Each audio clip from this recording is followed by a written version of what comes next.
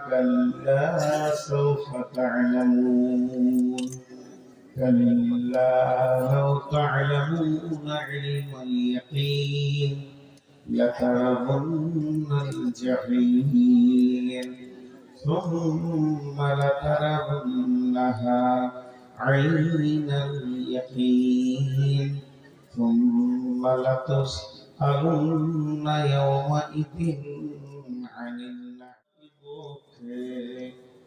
সারা বিশ্বের মায়া ভুলে তোমার দাড়ি কেন কি হয়েছে কি হয়েছে তোমার কি হয়েছে তোমাকে আমি আসো গায়ে হাত দিয়ে বলো ভাই বসো আবার ওখানে বসছো আপনার কি হয়েছে চেয়ারটা নেবেন আমি নিচে বসে বয়ান করবো নেবেন চেয়ারটা কথা কানে যায় না নাকি এই কথা বসো আর বসবে না চলে যাও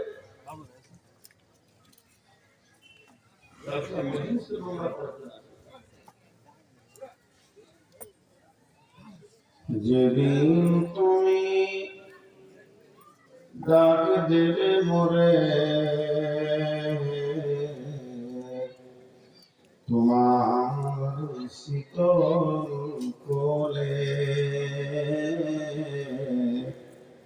ঘুমায় পড়িব তোমারই বক্ষে সারা বিশ্বের মায়া ভুলে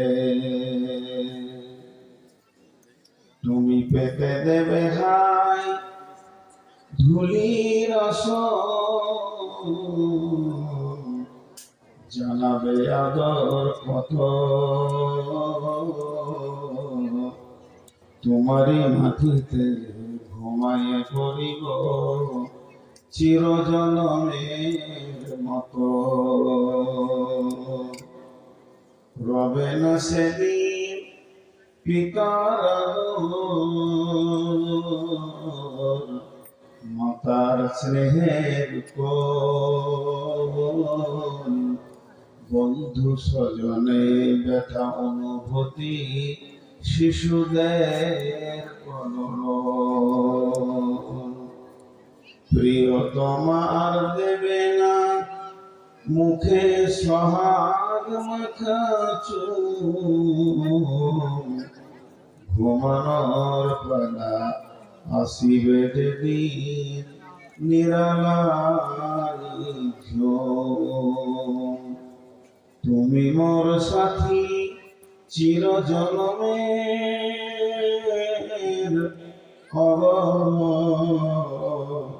কবর গাহের মাটি দুনিয়ার সব মায়ার পেছনে তোমারে জেনেছি খাঁটি ধরণীর বুকে এই পৃথিবীর বুকে যত আশা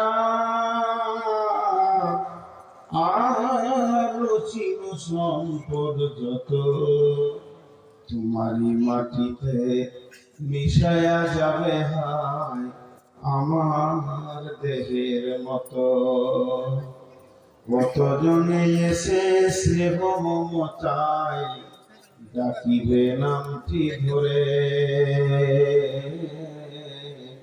কত বন্ধুর স্মৃতির অশ্রু ঝরিবে তোমার পরে সারা নাহি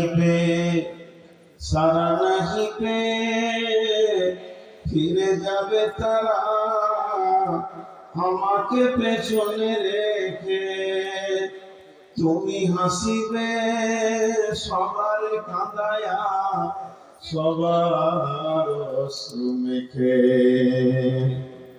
একটি সকাল একটি বিকাল একটি সকাল একটি বিকাল কাটেনি যাদের ছাড়া ভাবিতে পারিনি কেমন এতে হায় পর হয়ে যাবে আজ তারা যেমনি একা একই আসিন ভাবে একা একই যাব, যেমনি একা একই আসিল হেটা, একা একই যাব বিদায় কাহালে পথের সাথী, কোথায় গো পাবো তুমি মোর সাথী চিরজনমের, কব কবর গাহের মাটি, দুনিয়ার সব মায়ার পেছনে তোমারে জেনেছি খাঁটি, অগ কবর গাহের মাটি।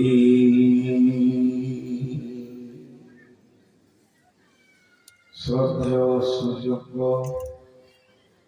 আজকের সবার সভাপতি, উপস্থিত আমার সামনে জিন্দার ইমানদার আল্লাহর গোলামের দল, মুমিন ভাই সকল, পর্দা থেকে শুনলে অলি মোমেনা মা ও বোনেরা, প্রশংসা, গণগান, গণকীর্তন, স্তব স্তুতি, ভালোবাসা আল্লাহর জন্য।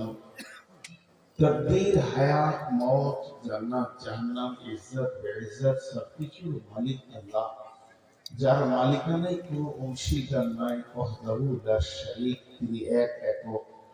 সেই মহান মালিক তার কুদরতি ক্ষমতায় আমাদেরকে আজকে বিছানায় শোয়ার বাদ দিয়ে তুলে নিয়ে এসে সামান্য ঘরের উপরে বসিয়ে একটা কাপড়ের নিচে কিছু তার বাণী শোনার তৌফিক এনায়েত করেছেন। এর জন্য আমরা অন্তরের ভিতর থেকে একবার শুকরিয়া করি, মহব্বতের সঙ্গে বলি আলহামদুলিল্লাহ। দরুদ ও সালাম বর্ষিত হোক আখিরি পয়গম্বর নবিকুল সিনমনি ইমামুল আম্বিয়া নবী মুহাম্মদ রাসূলুল্লাহ সাল্লাল্লাহু আলাইহি সাল্লামের উপর। আল্লাহুম্মা আমিন, আল্লাহুম্মা সাল্লি আলাইহি, আল্লাহুম্মা বারিক আলাইহি। মোহতারাম ভাইও, আজিজ ও বুজুর্গ দোস্ত, আমি আপনাদের সামনে গ্রন্থমুখ আল কোরআন থেকে কয়েকটি আয়াত তেলাওয়াত করেছি। সেই আয়াতগুলোকে সামনে রেখে স্বল্প সময়ে কয়েকটি কথা বলবো বলে নিয়োগ করেছি। যদি আমার মাবুদ আমাকে তৌফিক দিন তো ওমা তৌফিকি ইল্লা বিল্লাহি আলাইহি তাওয়াক্কালতু ওয়া ইলাইহি উনীব। আমরা দুটো কালের ব্যাপারে জানি, একটার নাম হচ্ছে ইহকাল আর একটা হচ্ছে পরকাল। আমরা ইহকালের কবরে পৌঁছে গেছি, পরকালের প্রারম্ভে দাঁড়িয়ে আছি। ইহকালের তিনটি ধাপ, তিনটি স্তর, তিনটি সেকশন। পরকালের তিনটি ধাপ, তিনটি স্তর, তিনটি সেকশন। ইহকালের ধাপগুলো হচ্ছে আলামে আরওয়াহ, আত্মা জগৎ, আলামে আরসাম, মায়ের পেট, আলামে দুনিয়া, দুনিয়া জগৎ। দুনিয়া যেদিন শেষ হয়ে যাবে আমাদের পরকাল শুরু হয়ে যাবে।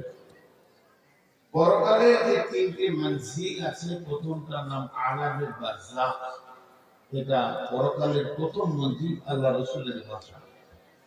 দ্বিতীয় স্তর হচ্ছে সবগুলোকে আল্লাহ একসঙ্গে জমা করবেন হাসরের ময়দানে। একবার একসঙ্গে ছিলাম সবাই, আগমও ছিল, আপনিও ছিলেন, আমিও ছিলাম, শেষ নবীও তো আমাদের সঙ্গী ছিলেন। সেটা আলামে আরওয়াহ, আত্মা জগতে। আলাস্তু বিরাব্বিকুম ক্বালু বালা। এখন পালাক্রমে বিক্ষিপ্ত হয়ে গেছি, আর একবার আল্লাহ একসঙ্গে করবেন কিয়ামতের ময়দানে। কিয়ামতটা যখন শেষ হয়ে যাবে, তৃতীয় স্তর হচ্ছে জান্নাত কিংবা জাহান্নাম, ওটাকে আখিরাত বলা হয়। ওর পরে আর কোনো জগৎ নেই। আমি এগুলো নিয়ে সবগুলো নিয়ে বলবো না, একটা স্তর কেটে ধরেছি। আজকে হচ্ছে কবর। কবরের স্থানের নাম, একটা বিশেষ জায়গার নাম, কিন্তু আগামী বারজাখটা হলো ব্যাপক অর্থ। কবরে সবাই যাবে না, কাউকে পুড়িয়ে দেওয়া হবে, কাউকে কেটে গুম করে দেওয়া হবে, কাউকে মার্ডার করে দিল, কাউকে হাঙ্গরে খেয়ে নিল, কেউ পুড়ে গেল, চলে গেল, শেষ হয়ে গেল। তো কবর সবাই পেল না, কিন্তু আলামে বারজাখ সবাই পাবে। আলামে বারজাখ বলা হয়েছে মরার পরে কিয়ামতের আগে স্থানটা। সব থেকে কবরে আদম আলাইহিস সালাম আর কেউ হাবিল কাবিল থেকে কবর শুরু, কতদিন শুয়ে আছে। সব থেকে কম ঘুমাবে কবরে যে, তাকে 40 বছর শুয়ে থাকতে হবে। সূরা জুমারে তাফসীর আছে, তাকে 40 বছর কবরে শুয়ে থাকতে হবে। তারপরে যখন আবার তোলা হবে, তখন আবার একসঙ্গে কিয়ামতের মাঠে উঠবে।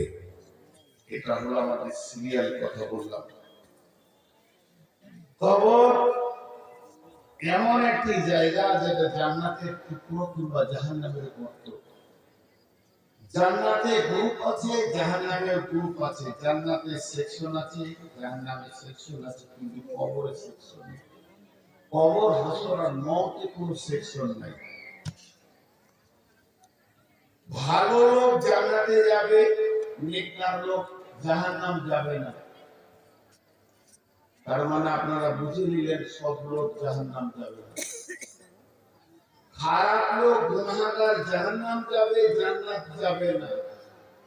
তার মানে আমরা বুঝতে পারলাম 100 তে 100 লোক জান্নাত যাবে না, 100 তে 100 লোক জাহান্নাম যাবে না।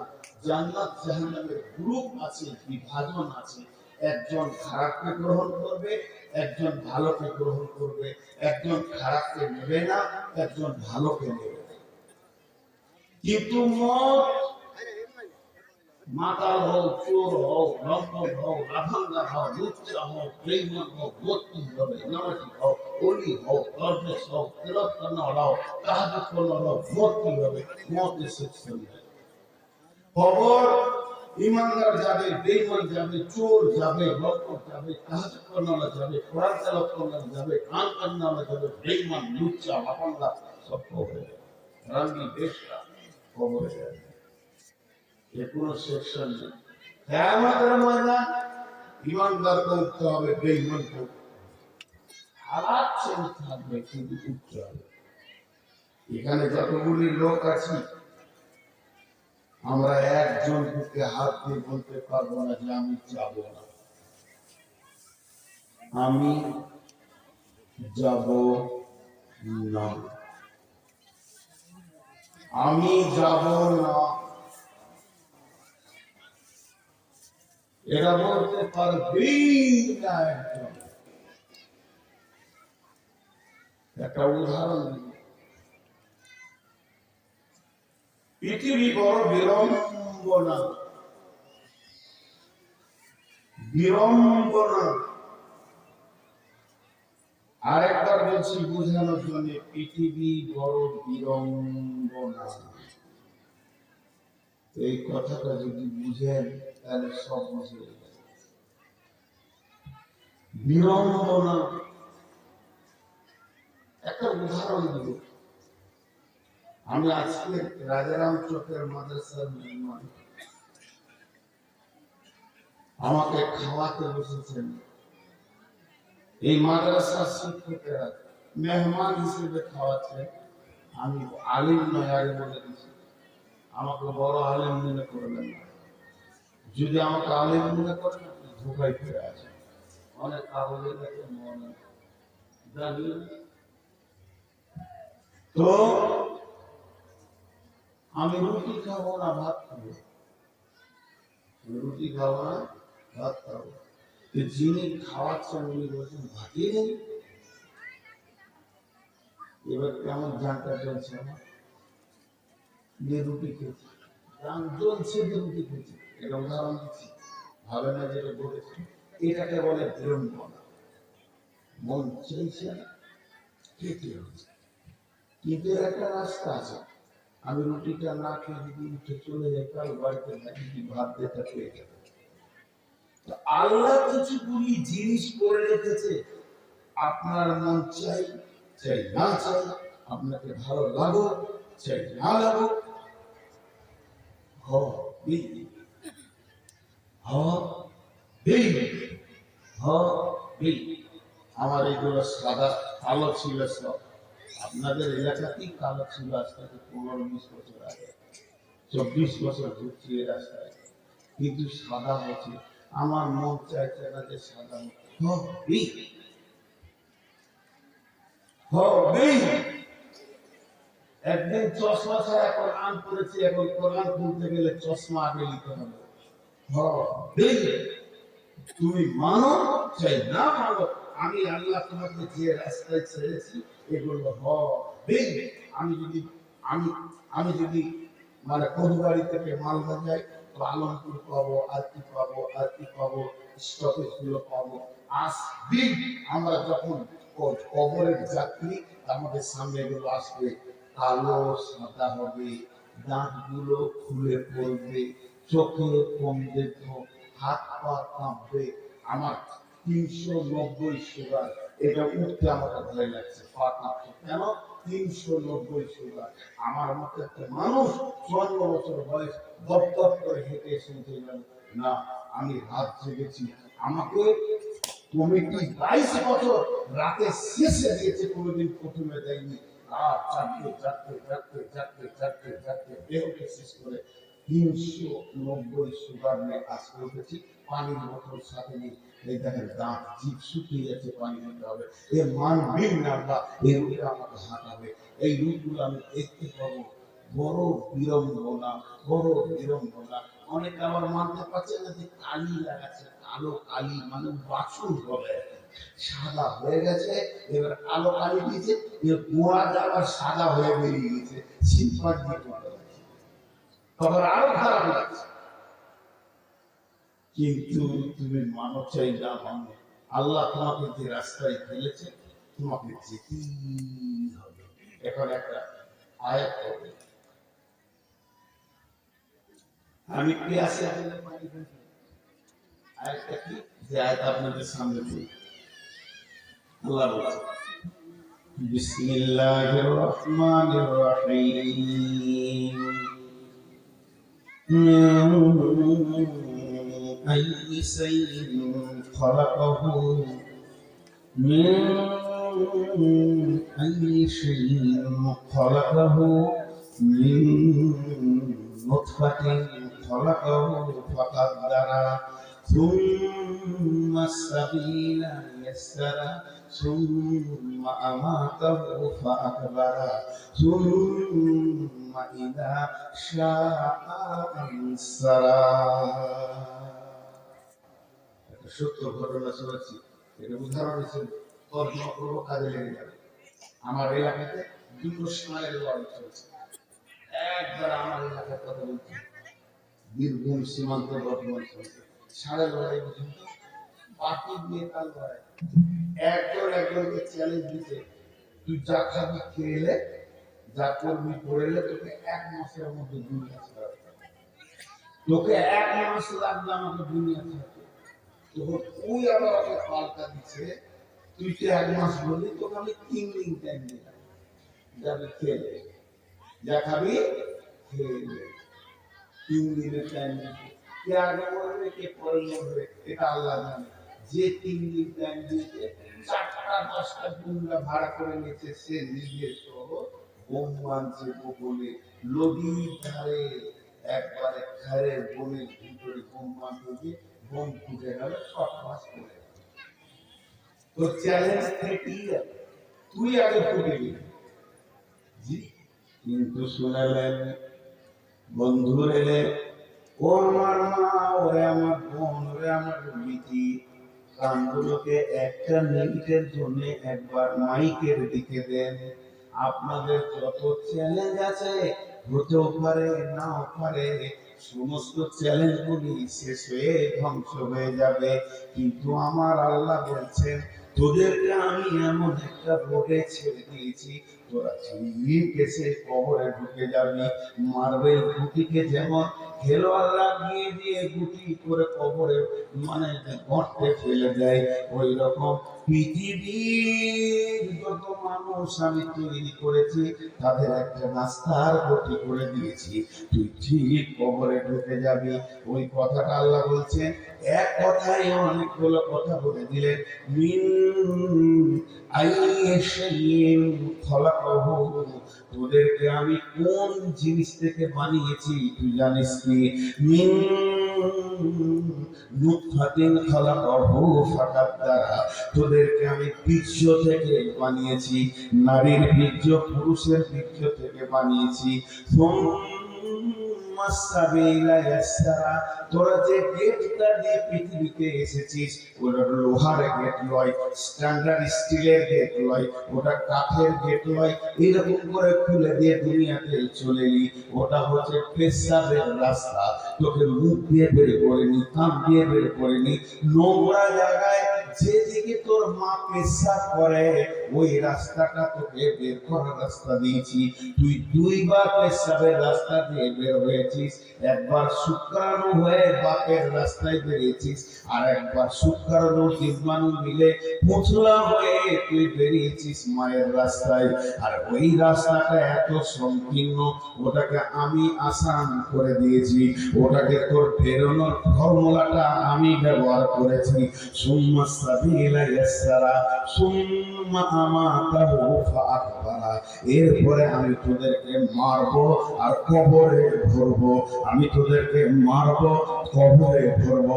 তোদের 14 গোষ্ঠী যদি থাকে আমি আল্লাহর বিরুদ্ধে লড়াই করে একবার উঠে দে, তোর মতো বড় বড় মাস্তান গুলোকে কবরে ঢুকিয়ে দিয়েছি, তোকেও মারবো কবরে ভরবো। সুম্মা আমাতাহু ফাআকবারা সুম্মা ইযা শাআ আনসারা, আবার তোকে একদিন কিয়ামতের ময়দানে তুলবো। জলসা শেষ হয়ে গেল, জলসা শেষ হয়ে গেল। এইটুকু জ্ঞান যদি আমাদের ভিতরে ঢুকে যায়, আল্লাহ চ্যালেঞ্জ দিয়েছে তোকে মারবো। আর আমি যখন মারবো সময় নিব না, সময় দেব না, কোরআনে বলে দিয়েছে সময় নিব না তোর কাছে 8 ঘন্টা পর, আমি সময় দিব না, আমার মন মতো যাবে। তোর কাজ হোক চাই না হোক, গুছানো হোক চাই না হোক, লেখাপড়া হোক চাই না হোক, বিটির বিয়ে হোক চাই না হোক, বেটার বিয়ে হোক চাই না হোক, তোর ঋণ শোধ হোক চাই না হোক, তো অঙ্ক করতে বসেছি 2 আর 2 4 লিখবি, ওই 4টা লিখা হোক না হোক, আল্লাহ বলছে আমার ফর্মুলাটিতে তোকে চলতে হবে, তোর ফর্মুলাটাই আমি চলবো না। ওই কুল্লি উম্মতিন আজাল হাত্তা ইযা জাআ আজালুহা লা ইস্তাখিরুনা সাআতাও ওয়া লা ইস্তাকদিমুন। কোন ভাই আছেন যে এটা বিরুদ্ধে একবার চ্যালেঞ্জ দিতে পারবেন, আমাকে মারতে পারবেন? নাও ভাইরা আমার, আল্লাহ এখানে 3টি স্তর বর্ণনা করলেন, তোদেরকে কি থেকে বানিয়েছি। এই কথাটা বলার কারণ মওতের চিন্তা করার আগে চিন্তা কর আমি রব তোকে কি থেকে বানিয়েছি বল। একবার খেয়াল করে দেখ, তোরা একবার বল اذهب إلى فرعون إنه طغى فقل هل لك إلى أن تزكى وأهديك إلى ربك فتخشى فراه الآيات الكبرى ثم أدبر يسعى فحشر فنادى فقال أنا ربكم الأعلى فأخذه الله نكال الآخرة والأولى إن في ذلك لعبرة لمن يخشى أأنتم أشد خلقا أم السماء بناها أأنتم أشد خلقا أم السماء بناها أأنتم أشد خلقا أم السماء بناها। বান্দারে তোরা কি ভেবেছিস তোদেরকে বানাতে গিয়ে আমার অনেক কষ্ট হয়েছে, আসমান জমিন বানাতে যত কষ্ট হয়েছে তার থেকেও কি কষ্ট হয়েছে? না না না, তোদেরকে আমি বানিয়েছি, তোদেরকে কি দিয়ে বানিয়েছি? নুতফা দিয়ে বানিয়েছি, বীর্য দিয়ে বানিয়েছি। আমার ক্যাপাসিটিটা দেখ, আমি আল্লাহ দুটো মেশিন বানিয়েছি পৃথিবীতে। একটা মেশিনের নাম হলো নারী, আর একটা মেশিনের নাম হলো পুরুষ। একটা মেয়ে আর একটা পুরুষ। একটা মেশিনে যত খাবার দিবি, আম জাম কাঁঠাল ফল ফুল শাক সবজি মাছ মাংস ভাত রুটি যা দিবি তাতে রক্ত হবে। ওই রক্ততে বীর্য হবে। বীর্যটা কিন্তু শুক্রাণু হবে না, ডিম্বাণু হবে। এটা আমার কেমন ক্যাপাসিটি!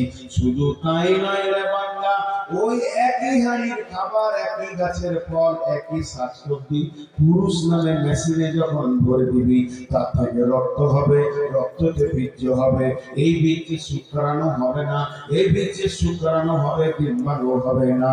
এই দুটোকে আমি এক জায়গায় করেছি, তারপরে তোদেরকে আমি বানিয়েছি। এখরুজু মিন বাইনিস সুলবি ওয়াত তারাইব, এখরুজু মিন বাইনিস সুলবি ওয়াত তারাইব। একটা পিঠ থেকে বের করেছি। পুরুষের বীর্য পিঠের হাড়টি থেকে বের হয়, আর মেয়েদের বীর্য বুকের ভিতর থেকে বের হয়। আমি দুই দিক থেকে নিয়ে এসে আমি আল্লাহ তোকে বানিয়েছি। এর জন্য আল্লাহ স্মরণ করেছে, মিন আইয়িশাইইন খালাকাহু মিন নুতফাতিন খালাকাহু ফাকাদ্দারা। ওখানে কেউ আছে ওর মাথায় একটা চাটি মেরে বসি, ওখানে এসেছে বসতে হবে, বুঝতে পারছি না। শ্বশুর ঘরে গেলে কি করতে হয় খুব ভালো জানে, জায়গা ফিরে পেতে।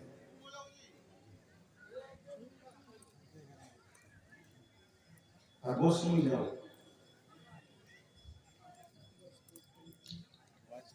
খুব ধৈর্য ধরেন 8-10টা মিনিট, তারপর আমি অতি দেখাবো কি থেকে মানুষকে বানিয়েছি। হাজি একটা জিনিস অবাক লাগে, দর্শন তথ্য দুটো অবাক কথা বলেছে, তার মানে একটা আপনাদেরকে শোনাচ্ছি।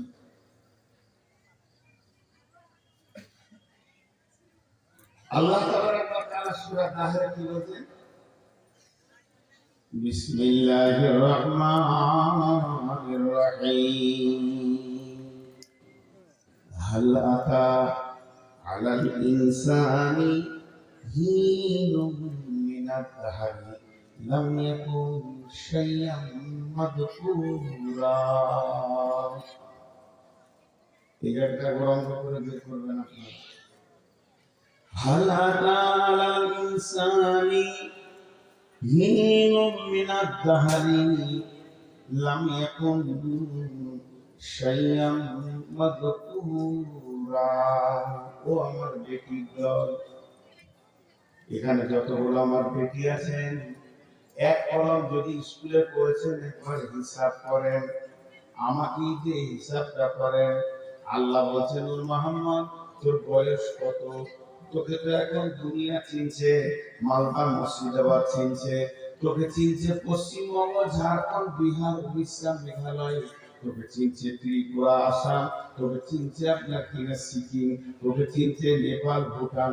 এতগুলো রাজ্য তুই দাপিয়ে বেড়াচ্ছিস, জোরহাট থেকে মেঘালয় পর্যন্ত ধরছিস, গোটা বাংলাদেশের কোনে কোনে বাড়িতে বাড়িতে তোকে চিনছে। আল্লাহ আমাকে প্রশ্ন করে বলছে, তোর একটা সময় গেছে পৃথিবীর কেউ তোকে চিনত না, এমনকি তোর বাপও চিনত না, তোর মাও তোকে চিনত না।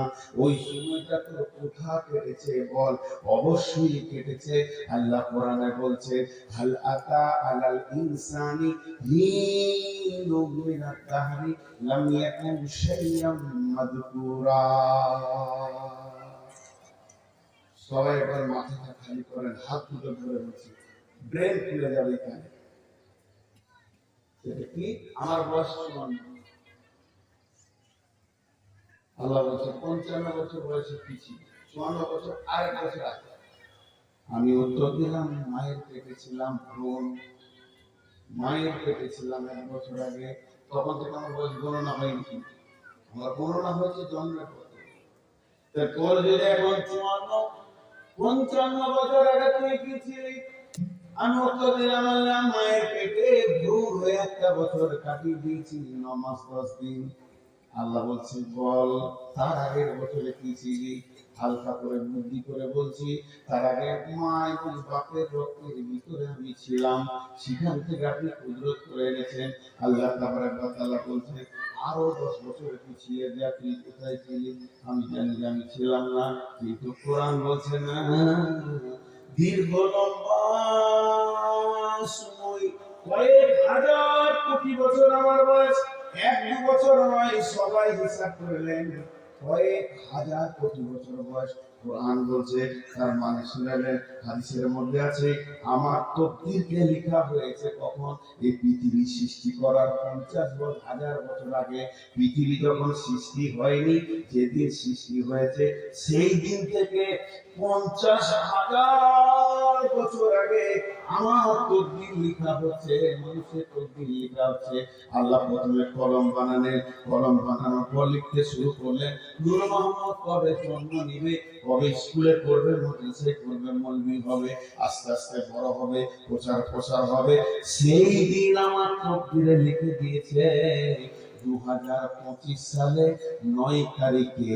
আর রবিবার দিবাগত রাত্রিতে তুই রাজারাম চকে রাত্রি 11:30টায় উঠবি, কিন্তু তোকে 10:30টায় দেওয়া হবে না, তোর তকদীরে লেখা আছে তুই 10:40 মাইক পাবি, তার আগে মোজাম্মেল থাকবে।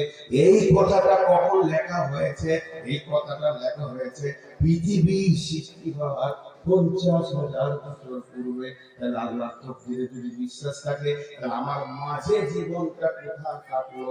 আল্লাহ তাবারাক ওয়া তাআলা বলছে, গোলাম রে, তখন তোরা আমার ইলমের অধীনস্থ ছিলি, আমি ধীরে ধীরে ধীরে ধীরে তোকে নিয়ে যে ওই মেয়েটার পেটে দিলাম, যে মেয়েটার নাম রশিদা, আমি ওই পুরুষটার আগে তোকে নির্গত করলাম, তার নাম হচ্ছে ইরফান। ইরফানের নির্গততে রশিদার পেটে চলে গেলি। তারপরে যখন পৃথিবীতে আসবি, রশিদা প্রথম বুঝলো আমার পেটে একটা সোনামণি এসেছে। পৃথিবীর প্রথম পরিচয় আমার ঘটলো আমার মায়ের কাছে। মা বললো আব্বাকে, শুনো গো খবর, শুনেছো কি আল্লাহ আবার নতুন ফসলের খবর দিয়েছে। আব্বা খুশি হলো। আস্তে আস্তে দুই ফ্যামিলি জানলো, আমার নানা নানি ফ্যামিলি জানলো, আমার দাদা দাদি ফ্যামিলি জানলো, আবার নতুন মেহমান আসতে চলেছে। পৃথিবীতে যখন আসলাম, আমার সব ভাই বোন আত্মীয় স্বজন জানলো। এখনো প্রাইমারি স্কুলের মাস্টার জানে না যে আমার একটা ছাত্র আছে যার নাম নূর মোহাম্মদ। যখন আমার বছর 5 বয়স হলো, বাপ নিজে স্কুলে ভর্তি করে দিলে, নামটা লেখেন নূর মোহাম্মদ। সেদিন আমার প্রাইমারি টিচার জানলো পৃথিবীতে একটা নূর মোহাম্মদ এসেছে। এরপরে আমার পঞ্চায়েতে গেল না। তারপর আস্তে আস্তে আস্তে আস্তে আমি মাদ্রাসায় ভর্তি হলাম, মাদ্রাসায় আমার নাম এলো। তারপরে আমি মওলানা হলাম। তখনও রাজারাম চকওয়ালারা জানে না নূর মোহাম্মদ জলসা করে। আস্তে আস্তে প্রচার হতে হতে হতে আল্লাহ তাবারাক ওয়া তাআলা বলছে, শুনে নে, ধীর গতিতে তোকে যে একটা রাস্তায় নিয়ে যাচ্ছি, নিয়ে যেতে যেতে এবার তোর পেছনে লাগিয়ে দিলাম আর একজনকে, তার নাম হচ্ছে সুগার। সে এখন বাড়তে বাড়তে চলে গেছে 400-তে। তার মানে তোকে এবার আমি খিঁচবো, আর তোকে আগে বাড়তে দিব না। এই প্রচেষ্টাকে চালাচ্ছে, একজনে কন্ট্রোল করছে, তার নাম আল্লাহ। এই জন্য আল্লাহ সূরা তাহারের ভিতরে বলেছেন, লম্বা টাইম তোর আমার কাছে কেটেছে, লাম ইয়াকুন শাইয়াম মাসরুরা। সেদিন তোর নামে কোনো জিকির ছিল না, তোর নাম ধাম জ্ঞান কিছুই ছিল না। আমি আল্লাহ তোকে তিলে তিলে পৃথিবীর আলো দেখালাম। সূরা তরিকে জানতে আমাদের কোন মধ্যে সূরা তরিকে মানুষ সৃষ্টি। আমি মতের কবরের কথা বলবো। আল্লাহ বলছে এমনি তো কবরে আমি ঢোকাচ্ছি না, কবরটাকে এমন রেডি করে রেখেছি, তুই যেখানে যাবি যাবে তো নাচতে হবে। একজনের একটা সুন্দর কম্বল হারিয়ে গেছে, বুঝলে, শিলিগুড়ি থেকে এনেছে কম্বলটা, খুব ভালো।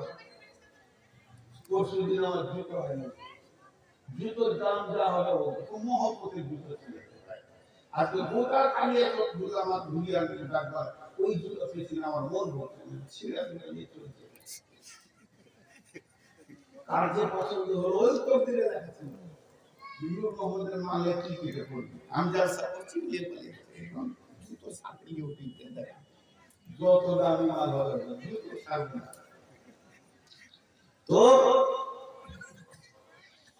একটা দীর্ঘ কিতাব আমাদের কাছে সূরা তরিক কি বলতে পারে বিসমিল্লাহির রহমানির রহিম ওয়াস-সামাই ওয়াত-তারিক ওয়া মা আদরাকা মাত-তারিক النجم الثاقب إن كل نفس لما عليها حافظ فلينظر الإنسان مما خلق من ماء دافق يخرج من بين الصلب والترائب বেশি বলবো না হালকা নিব আসল আর কি আমার মাইনের সারাংশ হচ্ছে খবরে ভর্তি হবে সূরা তরিক আল্লাহ বলছেন ওয়াস-সামাই ওয়াত-তারিক রাত্রিতে আসে আর যায় তাকে জানো কি রাত্রিতে আসে আর চলে যায় তাকে জানো কি তার কসম করছেন আল্লাহ হাজি আমি এখন নামটা বলছি রাত্রিতে আসে আবার চলে যায় তার নাম জানো কি ওমা আদরাকা মাত-তারিক তোমাকে কে জানালো কে বললো সেটা কি আছে আর কি যায় আল্লাহ নবী বলছেন একটা উজ্জ্বল নক্ষত্র একটা তারা এমন আছে সে প্রতিদিন রাতে আসে দিন হওয়ার আগে সে চলে যায় আর আসমানে সে থাকে না আল্লাহ বলছে তাকে চিনো কি ওটাকেও আমি আল্লাহ চিনি বলা মতলব হলো গ্যালাক্সি যেটা আছে পূর্ব উত্তর কোণ থেকে পশ্চিম দক্ষিণ কোণ পর্যন্ত আপনারা দেখবেন যেটা বাংলায় বলে ছায়াপথ এই ছায়াপথে 15 থেকে 20 বিলিয়ন কোটি নক্ষত্র আছে তারা আছে আর একটা তারা কত বড় পৃথিবীকে কোটি কোটি বিলিয়ন মিলিয়ন গুণ দিয়েও যদি করা হয় একটা তারা সমান হবে না আল্লাহ তারার কথা এখানে বললেন তারা বলতে সারা আসমানে কত কোটি তারা আছে এর কোনো হিসাব নাই এবার বলেন এতগুলো তারা আসে আর যায় এটা আল্লাহ হিসাব রেখেছে কোন তারা কোন পথে চলছে কিভাবে সে চলবে কবে সে ধ্বংস হবে ইসরাফিল সুর পূর্বে ধ্বংস হবে আল্লাহ বলছে ওই তারার গণনায় তোরা তো সামান্য কিঞ্চিত ইন কুল্লু নাফসিন লাম্মা আলাইহা হাফিজ পৃথিবীর বুকে আর কবরের ভিতরে আর আশার কারণে যত আত্মা আছে সমস্ত আত্মা আমার হিফাজতে রয়েছে আমার চোখের ইশারায় রয়েছে এখানে যে এতগুলো লোক আছে কেউ যদি বলে আমাকে আল্লাহ দেখে নাই ভুল আমি এখানে কি করছি আমার দিল কি করছে আল্লাহর নজরে রয়েছে একটা লোক ওই দিক থেকে ওই দিকে গেল ওটাও আল্লাহর নজরে রয়েছে আল্লাহ বলছে এমন একটা আত্মা নাই এমন একটা আত্মা নাই এমন একটা প্রাণী নাই পিপুলিকা থেকে ক্ষুদ্র থেকে বৃহৎ পর্যন্ত যেটা আমার হিফাজতে নাই যেটা আমার চোখের নজরের মধ্যে নাই বাইরে আছে মানুষের তোর থেকে কত কোটি গুণ বড় তারা তোর থেকে কত কোটি গুণ বড় পৃথিবী থেকে 13 লক্ষ গুণ বড় হলো সূর্য থেকে বড় হলো চাঁদের থেকে কোটি কোটি গুণ বড় তারা তাদেরকে আমি একটা রাস্তা দিয়ে দিয়েছি সেই রাস্তাকে তারা টন করে যেদিন থেকে বানিয়েছি ঘুরছে আর যেদিন পর্যন্ত রাখবো ঘুরবে যেদিন পৃথিবী ধ্বংস হবে সেই দিন পর্যন্ত তারা রাস্তার বাইরে চলবে না। হে মানুষ, সামান্য মাটির টুকরা দিয়ে বানানা তোদেরকে রাস্তা দিলাম, তোরা রাস্তার বাইরে চলছি।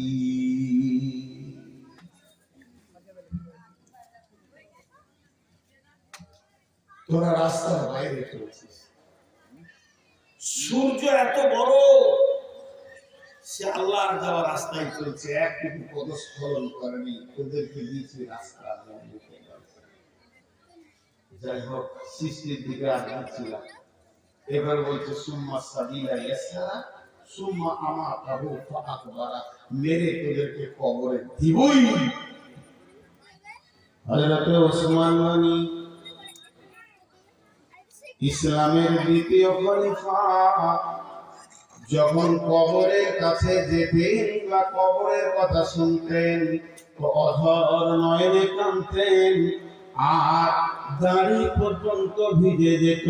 সাহাবীরা প্রশ্ন করলেন, আমিরুল মুমিনিন, খলিফাতুল মুসলিমিন, আপনি জাহান্নামের কথা শুনে যত না কাঁদেন, আখিরাতের কথা শুনে যত না কাঁদেন, কবরের কথা শুনে যত বেশি না কাঁদেন, কবরের কথা শুনে তার থেকে বেশি কেন কাঁদছেন?